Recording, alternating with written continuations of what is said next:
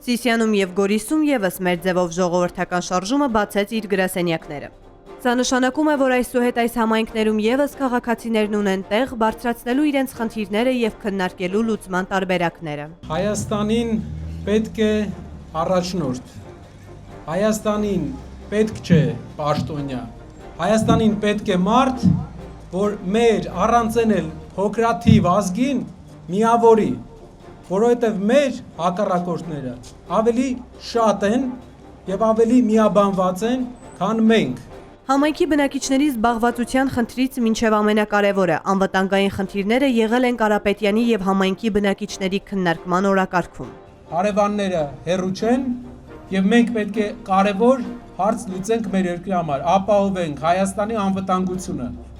Հայաստանի անվտանգությունը ապահովում է մի ձև, երբ երկրի ղեկավարը լինում է փորձառու մարդ, ով չի կռվում բոլորի հետ, ով հավասարակշիռ է